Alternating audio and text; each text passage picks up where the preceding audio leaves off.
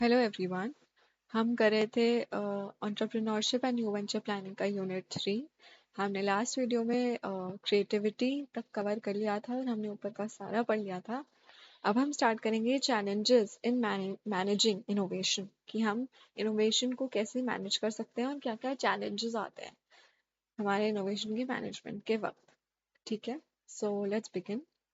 की challenges in managing innovation. पहला है रिसोर्स एलोकेशन। चैलेंज क्या है? Innovation requires a substantial investment in time, money and effort. Companies often face difficulty in allocating resources actively between innovation and day-to-day operations.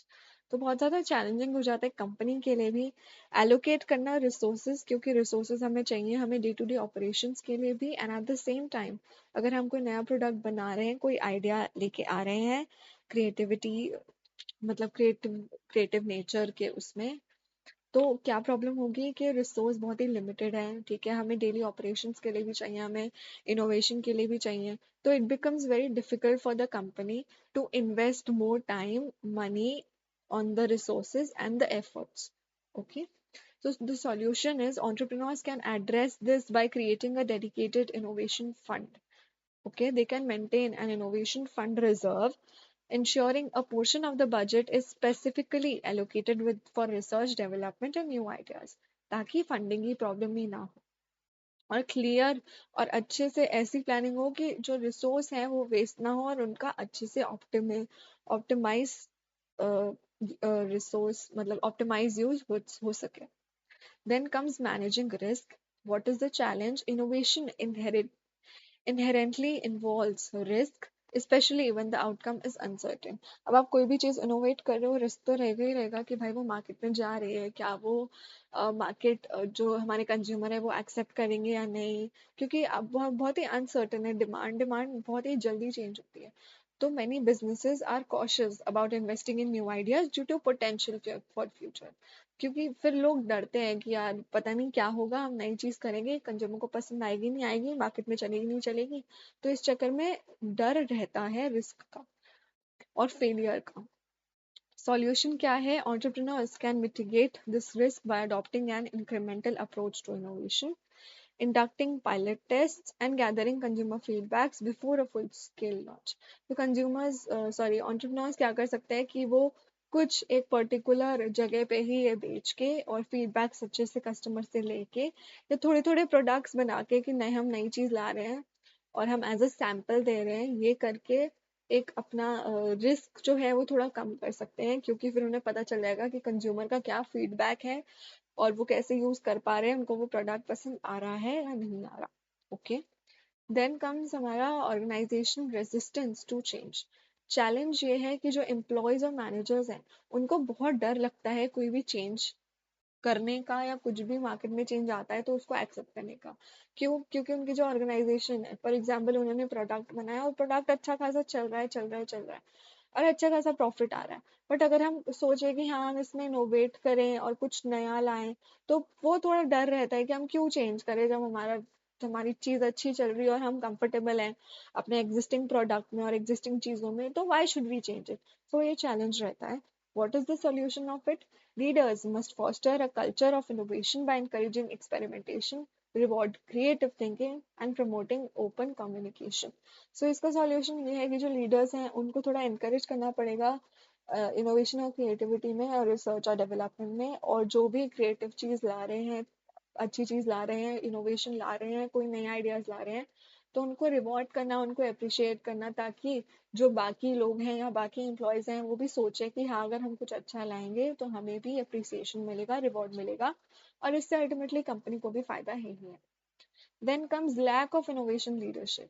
Challenge क्या है इसमें? Companies often struggle with identifying और nurturing innovation leaders.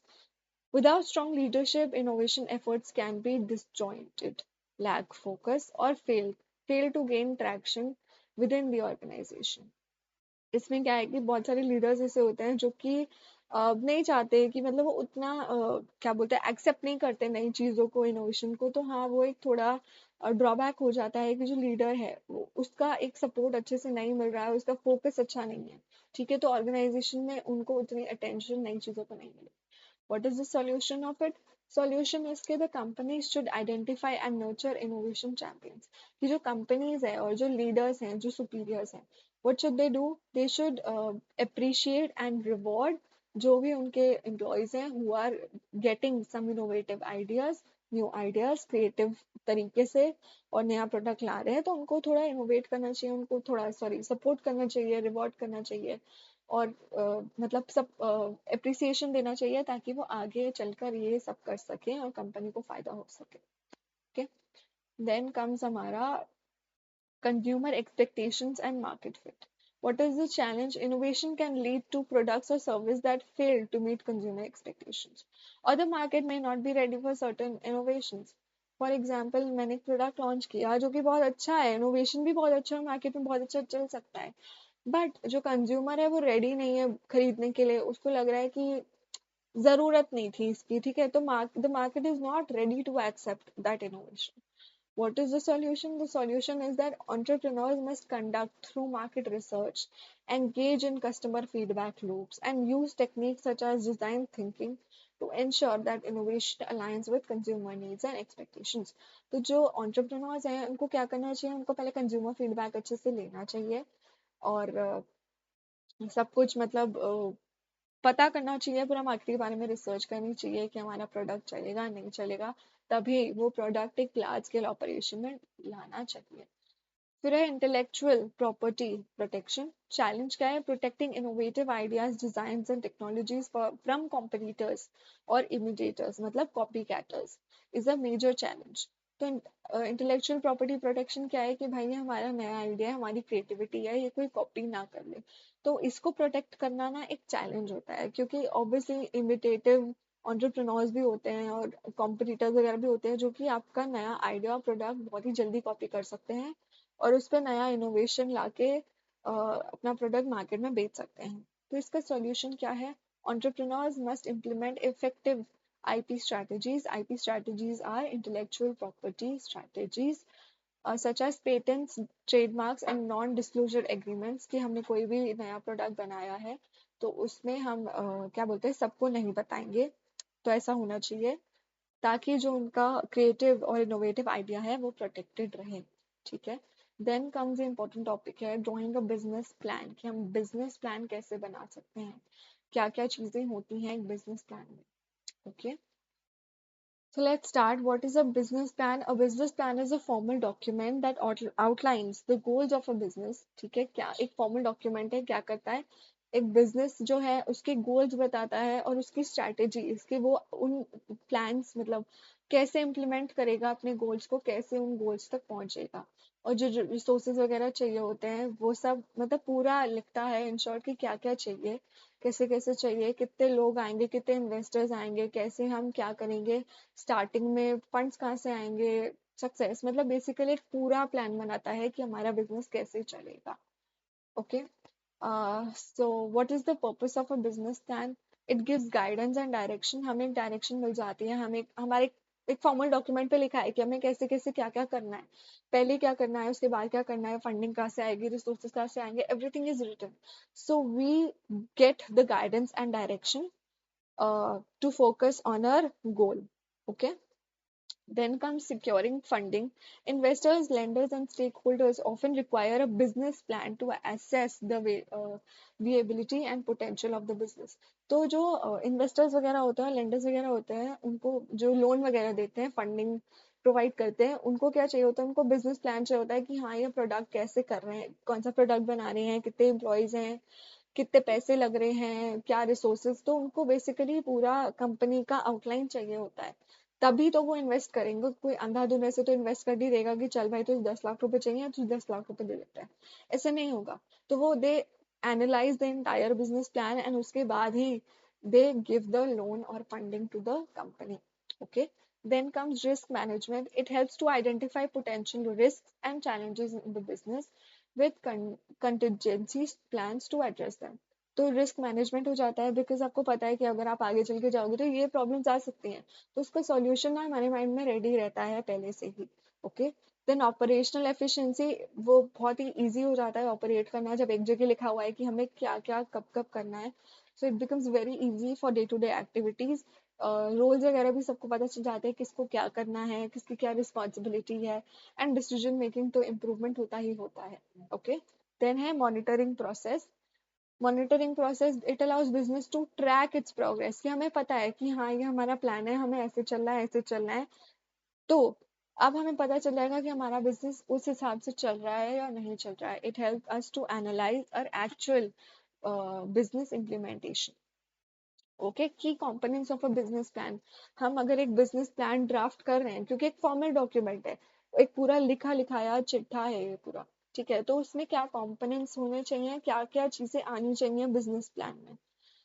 A well-crafted business plan includes several key components. Each section plays an important role in outlining the vision, strategy, and operational approach for the business.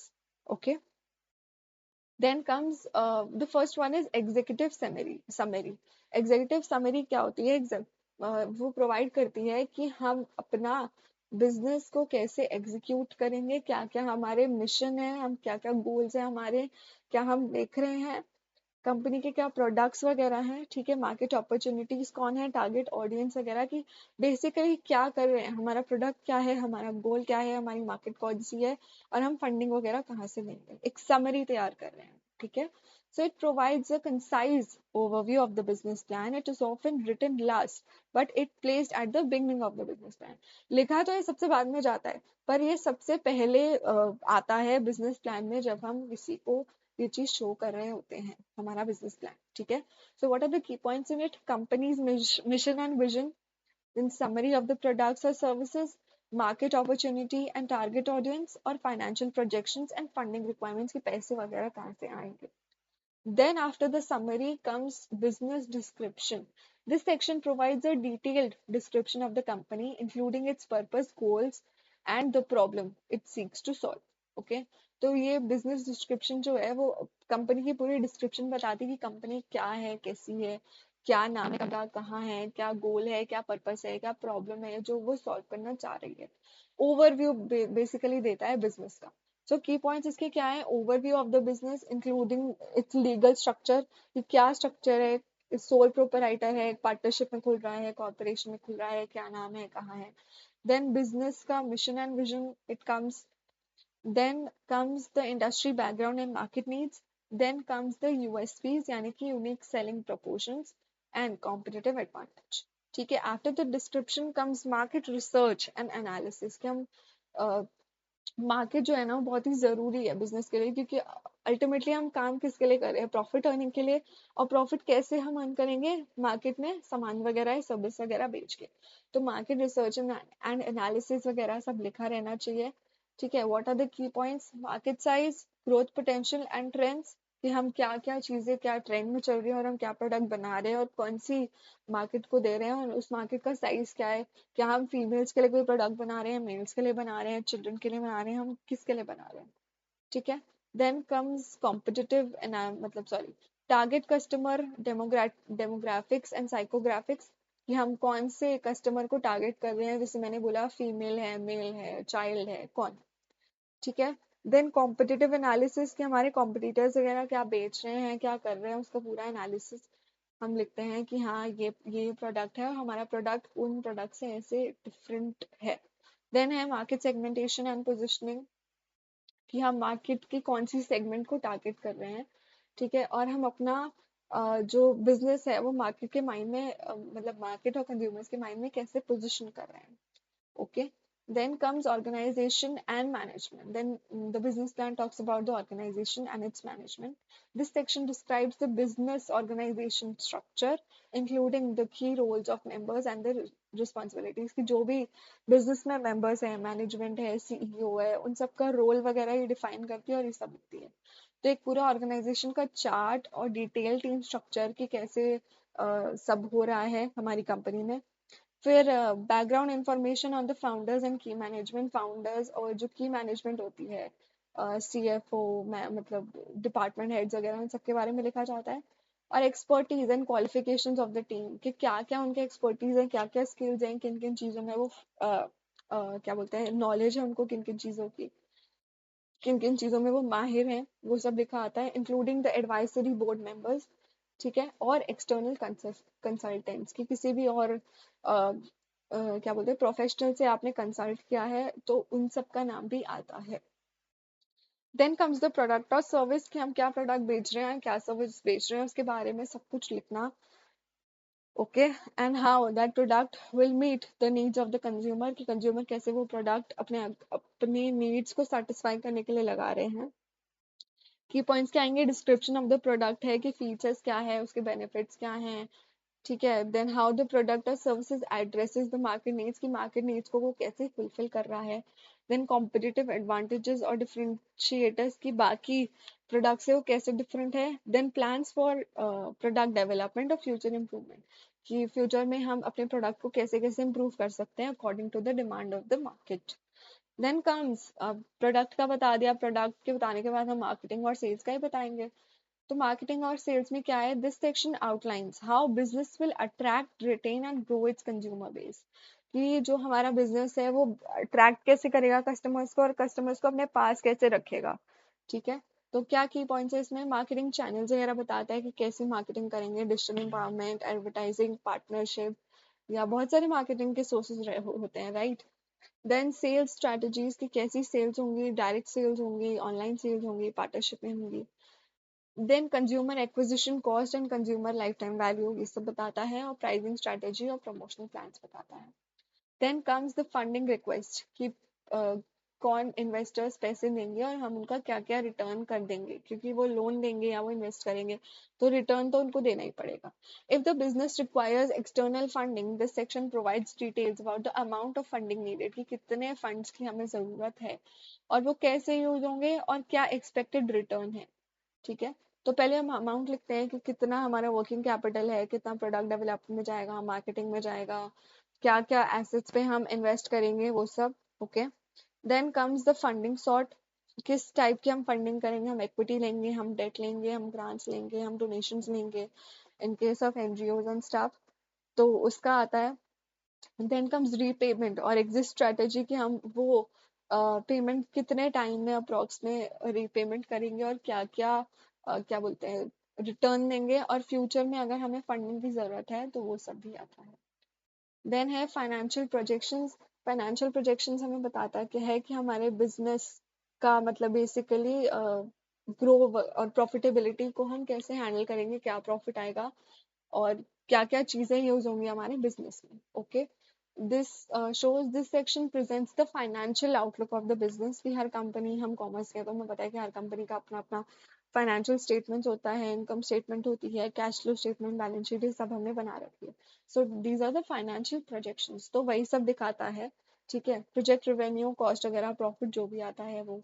Cash flow statement के कितने cash लग रहे हैं, कौन सा operation में लग रहा है, कौन सा फाइनेंसिंग में लग रहा है, ओके, वो थ्री एक्टिविटीज जो होती थी। देन बैलेंस शीट, जो भी एसेट्स, लाइबिलिटीज एंड कैपिटल या इक्विटी और डेट, मतलब डेट तो लाइबिलिटीज में आएगा, ठीक है। Then comes break even analysis and financial ratios, liquidity ratio क्या है, सॉल्वेंसी रेशियो, प्रॉफिटेबिलिटी रेशियो, सब हमने 12th स्टैंडर्ड में पढ़ा था, तो यही सब कंपनी अपने बिजनेस प्लान में लिखेगी। देन कम अपेंडिसेस, अपेंडिसेस में क्या आता है कि एडिशनल डॉक्यूमेंट्स की कोई भी फर्दर डिटेल्स और बिजनेस प्लान के अलग अलग और कंपोनेंट्स, ठीक है, जैसे कि रेज्यूमेज ऑफ की टीम मेंबर्स, की जो हमारे टीम मेंबर्स हैं, सीईओ हैं या जो मैनेजर्स वगैरह हैं, हेड डिपार्टमेंट हेड्स हैं, उनके रेज्यूमेज, ताकि उनकी क्वालिफिकेशन एंड स्टाफ हमें पता चल सके। देन मार्केट रिसर्च, कि हमने किस कहाँ से रिसर्च की है, कि प्रोडक्ट की फोटोज वगैरह, और वो सब रिपोर्ट्स हम डालेंगे।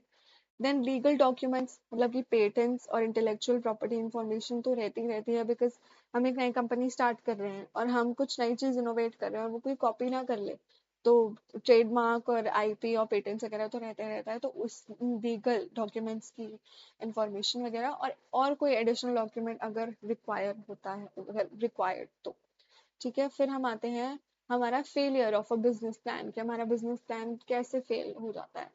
Despite of the importance of a business plan, many entrepreneurs face challenges that leads to the failure of the business plan, कि वो ढंग से प्लान नहीं बना पाते।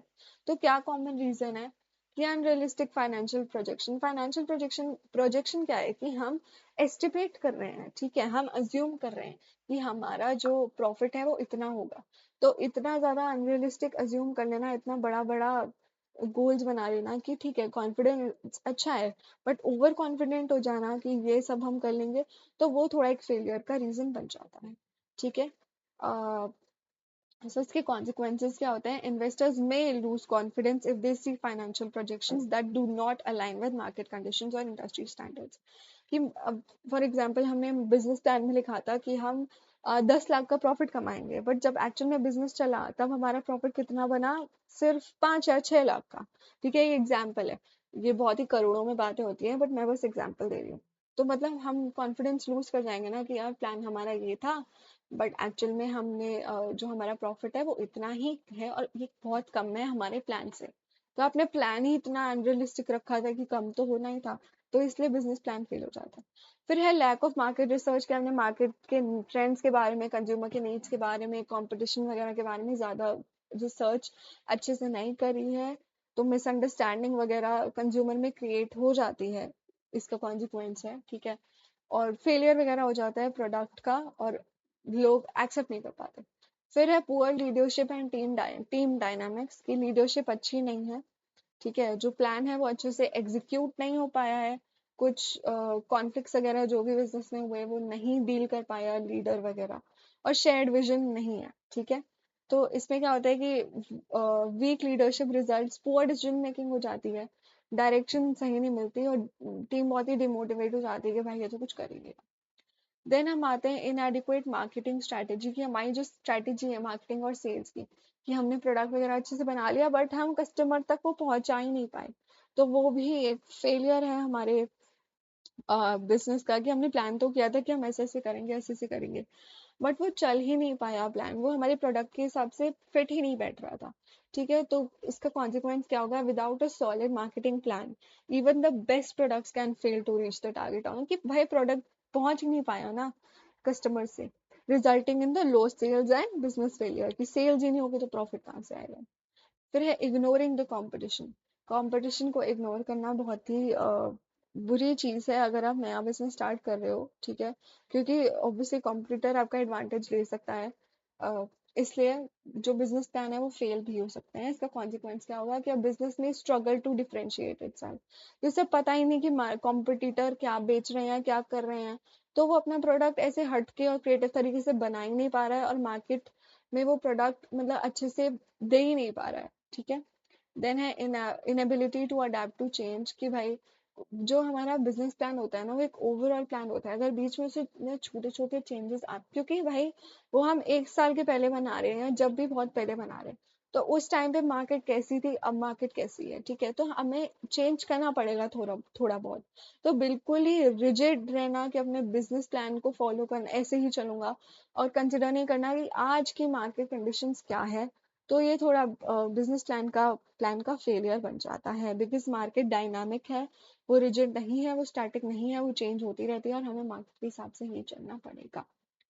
Then overestimation of business scalability, कि हमने बहुत ज्यादा प्लान कर लिया है कि हमारा बिजनेस इतना ज्यादा एक्सपैंड हो जाएगा, इतना ज्यादा सेल्स बढ़ जाएंगी, और बहुत ज्यादा एफिशिएंट हो जाएगा, तो ये भी एक फेलियर है। ठीक है, entrepreneurs may assume that business will be able to grow rapidly without any consideration of infrastructure, staffing and capital required।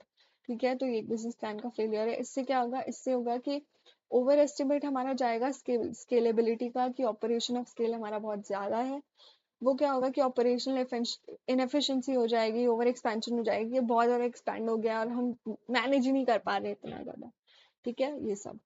फिर आते हैं how to prevent business plans. Business plan के फेलियर को हम कैसे प्रिवेंट कर सकते हैं? पहला है रियलिस्टिक, जो भी प्रॉब्लम है उसका उल्टा लिखो। पहली पहली प्रॉब्लम क्या थी हमारी? कि अनरियलिस्टिक फाइनेंशियल प्रोजेक्शन थी, तो रियलिस्टिक फाइनेंशियल प्रोजेक्शन करेंगे। लैक ऑफ मार्केट रिसर्च है, तो अच्छे से मार्केट रिसर्च करो। पुअर लीडरशिप है, तो एक अच्छा लीडर सेलेक्ट करो, एक अच्छा मतलब क्वालिफिकेशन जिसकी अच्छी हो, सब कुछ बताओ। इनएडिक्वेट मार्केटिंग स्ट्रैटेजी है, तो अच्छी मार्केटिंग स्ट्रैटेजी बनाओ कि जो कंज्यूमर है उन तक प्रोडक्ट पहुंच सके। तो अगर आपको ये याद है ना, तो आप ये खुद से बना के कर सकते हो। ठीक है, कि कैसे प्रिवेंट कर सकते हैं। देखा, यही सेम पॉइंट है कि strong team building and leadership, effective marketing strategy. Then है कॉम्पिटिटिव एनालिसिस, कि पहले तो हम कंपटीशन का एनालिसिस नहीं कर रहे थे, अब कॉम्पिटिटिव एनालिसिस कर रहे हैं। फिर है फ्लेक्सिबिलिटी एंड अडेप्टेशन, उसमें क्या था कि चेंजेस नहीं हो रहे थे, right. Inability to adapt to change, इसमें चेंजेस हो रहे हैं कि अडेप्ट कर रहे हैं। फिर है सस्टेनेबल ग्रोथ स्ट्रेटेजी, कि स्केलिंग जो है, अगर हम नया बिजनेस एक्सपैंड कर रहे हैं तो हम उतना एक्सपैंड करें जितना हम संभाल सकते हैं। ठीक है, यही है। और इसके साथ एक यूनिट खत्म होता है। बिजनेस प्लान एक इम्पोर्टेंट टॉपिक है, तो आप प्लीज इसे अच्छे से पढ़ के जाना। Thank you, thanks for watching. नई वीडियोस और आगे के यूनिट्स के लिए स्टे ट्यून्ड।